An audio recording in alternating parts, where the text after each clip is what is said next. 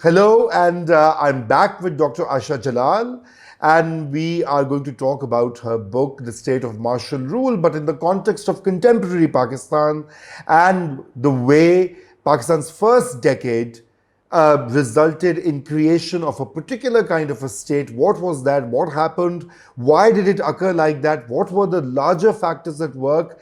And is there a way that we can change that, we can improve it, and of course, we can't undo history, but we can definitely change our future. Take it to your highest courts. I'm sure they can rewrite the history. We start from 14th August 19. Scratch the 75 years. Let's do that. How about that? That's a great one. So thank you, Dr. Jalal, once again. I know. So the State of Martial Rule, your again a very important book, I think remains perhaps the most insightful study of that particular decade which formed the Pakistani state or the nation, even the contours of a new nation state, how they were laid out, how they were set, and you look at different dimensions, domestic and international, and Pakistan's engagement with the world. So tell us, what were the key anxieties and priorities of that particular post-colonial state which led to... I think number one was failure. The very strong belief prompted by many quarters, not least in the Indian nationalist side, that Pakistan will not survive for more than 6 months. So this was a sort of real fear. It enabled the rise of some very, authoritarian figures like Ghulam Muhammad, Iskandar Mirza. I mean, they're all bureaucrats. Sikandar Mirza came from the political department, Correct. which was one of the most sort of draconian in India because they were controlling the princely state. So his vision was dictated by that colonial mindset, which was about control, control, and control. As a colleague of mine now passed away said that the whole purpose of colonialism was to make sure that nothing ever happened in India. So the point is, that given that, the desire to control in a context where failure and worries about the breakup of Pakistan, a country that was separated by 1,000 miles of hostile Indian territory, so that fear of and I've always said that people talk about, can Pakistan survive? Will it survive? How much longer can it survive? And I think the remarkable question for me as a historian is not whether Pakistan can survive or not. It may be a journalistic question or even one to ask an astrologer. But I can say that as a historian, the question for me to ask is, how has Pakistan survived and at what cost? That is the real question a historian asks. Not whether it can. No, that's a very good, subtle distinction, of course. It's a very major distinction, and because the approach is different. So how it has survived in enormously difficult circumstances, which people want to overlook by blaming individuals. I'm not trying to justify Mr. Jinnah. Mr. Jinnah was a constitutionalist. He was not a populist. He was not necessarily a Democrat because he didn't sort of exist in a democratic context. It was an aspiration which he endorsed. He was a creature of a particular... There were structural problems. I mean, you inherited a country that was coming out of a colonial past. And so many of those colonial modalities of controlling the country persisted. And those who rose to power in this country early on were the bureaucrats, civil bureaucrats. And the civil bureaucrats had received their training from where? The colonial state. So you have tried to persist with colonial modalities in the post-colonial scenario. Right. With the result that it might have worked in the early stages, but has become increasingly more difficult as you have gone and held elections, even though Pakistan, we know, took nearly a quarter of a century before it held its first elections on the basis of universal adult franchise. Why? Because they were afraid. So this fear factor, the fear has been an issue throughout. But that has, I think, only added, the kinds of measures people have taken to prevent the collapse of Pakistan, which is the move towards autocracy, has only created further fissures and further fears of the possibility of the country to survive. Yeah. So very well articulated, of course. As always, from 47 to 53, the 6 years, until and 53 is, I think, when General Ayub Khan actually becomes a defense, a minister in the cabinet. As the key issue is 51. I mean, Yeah. his elevation. His Why was elevation. he chosen Yeah. amongst all the others? I think that is, people talk about Jinnah as the agent. Was Ayub an agent as well? I mean, he wasn't. I don't think he was. But the point is that this is the kind of mindset that I'm trying to contest. Ayub was very much within, again, the colonial context. I mean, that's all he knew. Yeah. So I do think He's a product of the whole system. So I think 51 is important because Right. that was the real turn. I mean, Liaqat's assassination, but Liaqat had already carried out a very dubious rigged election under his watch in Punjab. Yeah. So it's not clear. So there were issues this fear factor and the unwillingness to really deal with the politicians as they are and rely on bureaucrats happened early on. And I mean, you had a refugee Problem, leadership. huge. Yeah. You had a refugee leadership which had no base in the areas that became part of Pakistan. Liaqat Ali's, I mean, if you look at that. Best example. And so the first challenge came from Punjab, led by the likes of Dultana, Mumtaz Dultana. I mean, the whole Ahmadi issue. Yeah. The flare up that the 53, Ahmadi, the 53. What happened was internal politics. Provincial. Dultana making a bid for the prime ministerial slot. That's right. That's right. So that's a fact. So how far do you think Liaqat's assassination and Jinnah's early death affect Pakistan's evolution in those difficult years? I mean, India also lost Gandhi, but Gandhi again was not the machine politician. I mean, it was already things were being managed in India by Nehru and Patel. In Pakistan's case, I do think that Jinnah's death was a blow, but was not sufficient to sort of derail the country. There were other factors, and I think that the fact that it took from 47 to 58 before the military decided to come into power directly suggests that there was still it was still in flux. The bureaucracy was also affected by partition. They were also sort of hurt by that. Pakistan didn't have many things. They had to create a new center. So all those factors played a role. But I do think that the bureaucracy's rise was dictated, again, to begin with, by politicians. They needed them. Yeah. And then they took over. And when the military realized that the bureaucracy was having a rather good time in control of all the best real estate buildings, they decided that they needed to get into the act as well. So they were late comers, but they outdid the bureaucracy. So ultimately, this clamoring for real estate is also started early on. No, I think that partition, immediately following partition, evacuate property. It's all about real estate, and I think that the real motivating factor in South Asian politics, not just Pakistan, is real estate. That's a very important statement. India and Pakistan and Bangladesh. Real estate is what moves politics. That's right. So, and we can see this. And the commodification of land globally now is what is going on in India with these, economic zones being sought to be created. It's all part of that process. So no, that's obviously merits a whole detailed land. discussion. I think is the most important. Most important. But anyway, going back to the role of bureaucracy and how Ayub's appointment, and then Ayub actually sitting in the cabinet as a minister. Again, a very unprecedented development. I mean, in very few countries. In fact, I cannot think of one where you had this situation that Well, Pakistan was a very unusual country.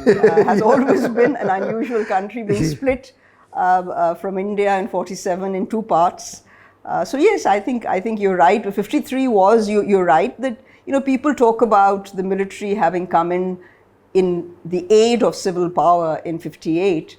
But the point is that the military was already, the general was already sitting in the cabinet, Exactly, so it can't be that. He contributed to the sort of demise of the... Exactly. But if they had let it happen then I think things would have been a little bit more chaotic, but perhaps ultimately led to more stability. Exactly. Than was the case. And he was taking foreign But I tours. think we need to understand that there was a need to square the East Bengal, subsequently East Pakistan situation. I mean, up to 56, it was East Bengal. Yeah.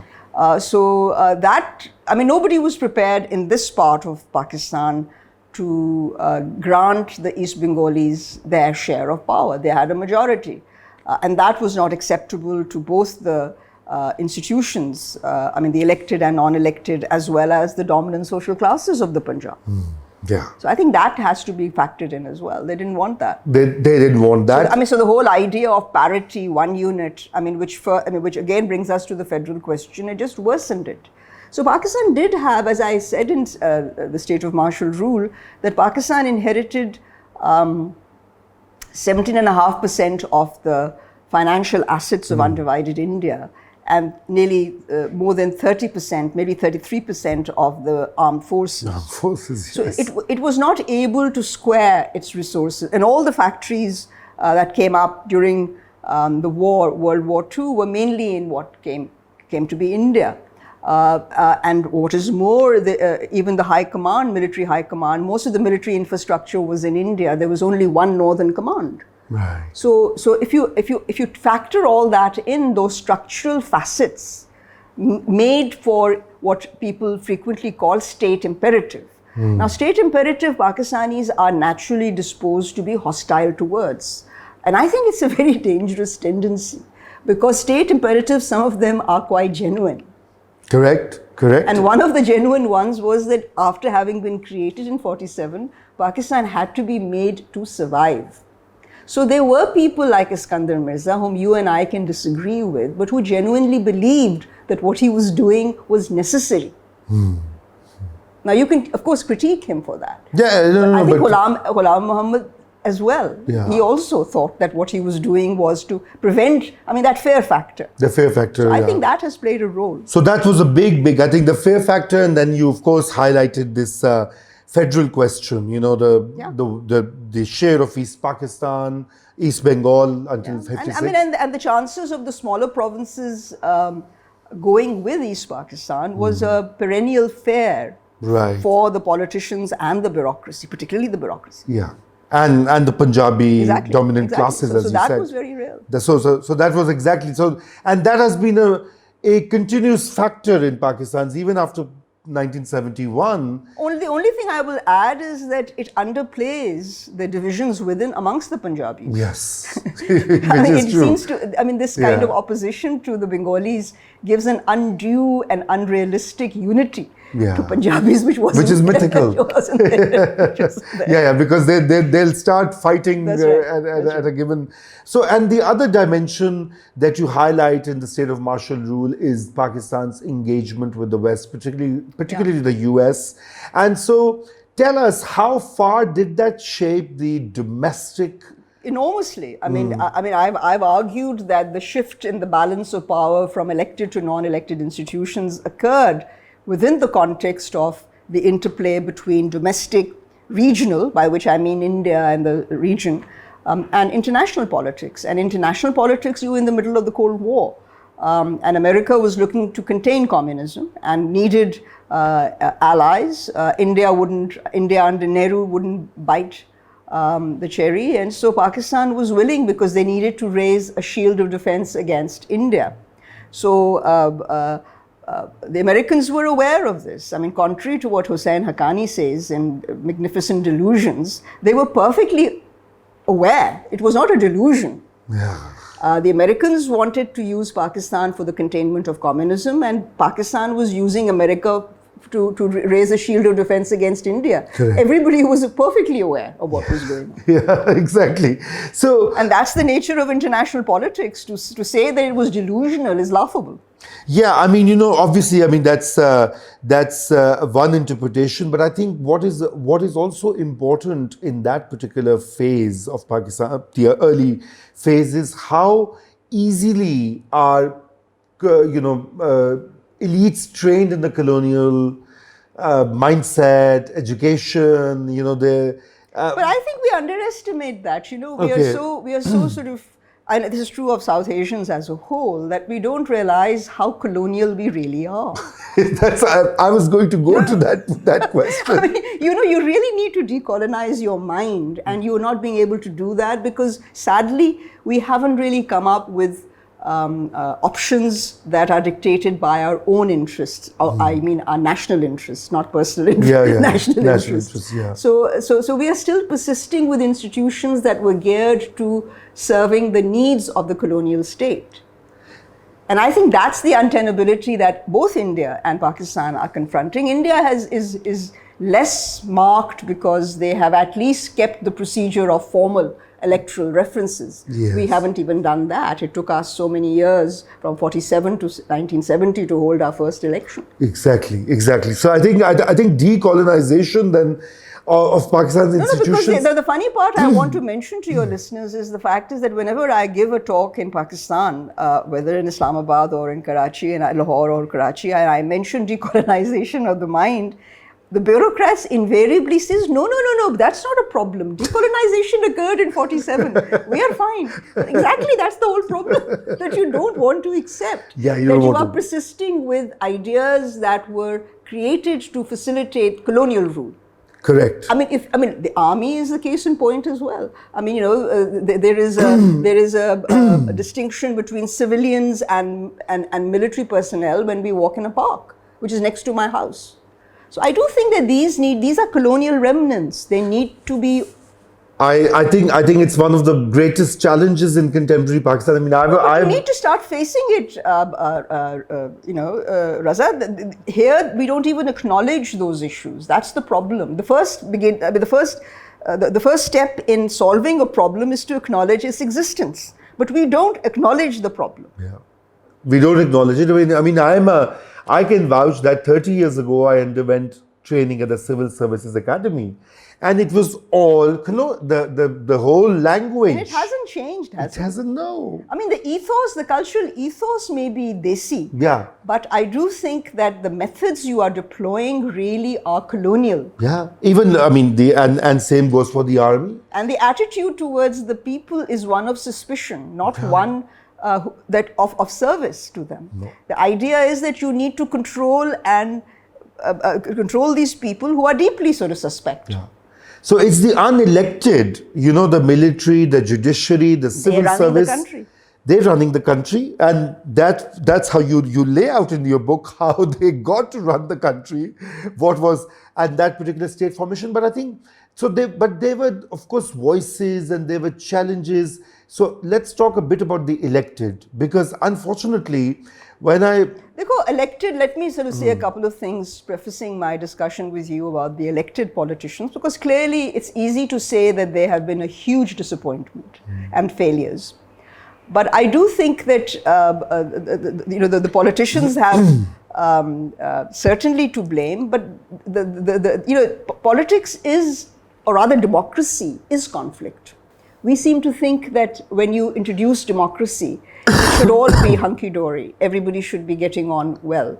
But when you accept that democracy is conflict, then you have to take the next step and say that democracy is about mediation. Mediating conflict. For that, you need institutions, and you need robust institutions like the parliament, which, as I've said to you earlier, means to parley. Yeah. You don't sort of fight with each other with bombs and guns, but you parley, you talk, you give and take, you compromise, you solve problems. I mean, if you say that it's always going to be violence, and that I think is what is really dangerous. Yes. So as a result, politicians are looked down upon in this country because they're perpetually fighting, right? And I can only say that politicians fight everywhere. But what the difference between a country like the United States, which I think is going through some hard times, is that it has institutions. Yeah, which mediate. They may have their problems as well. But, in our context, the undermining of Parliament, whatever little there was, has been a major problem. So that what Parliament is supposed to be doing today is being done at the judicial level or at another level. So I do think that institutions, I mean, this is said all the time, that institutions need to function in their own domain, but they also need to function according to the need of the time. These are colonial institutions that have only wanted to perpetuate themselves. I've never seen a more lethargic attitude than in the administration. Nobody wants to bring any change. Reform means trouble. So let's just keep things the way they are. It's become the most overused, meaningless, empty word. But if you consider the kind of work that's been done on reforming the bureaucracy, I think with the exception of education, these have been the most written about. Yes. And yet nothing has happened. Nothing. I mean, what to say about this? I want to. So, I mean, that is exactly, I think, and that's where the colonized mind idea emerges, because at the end of the day, it's also again the fear factor, because you feel that a reform, I mean, that educating the people will mean that the elite will no longer have servants. Who will serve them? Yeah. So I think that mentality has really been the cause of the situation. Correct. Don't educate them. Don't educate them. Yeah. Don't let them think. Don't let them think. Let them eat cake. Yeah. Or let them eat laddus. So anyway, final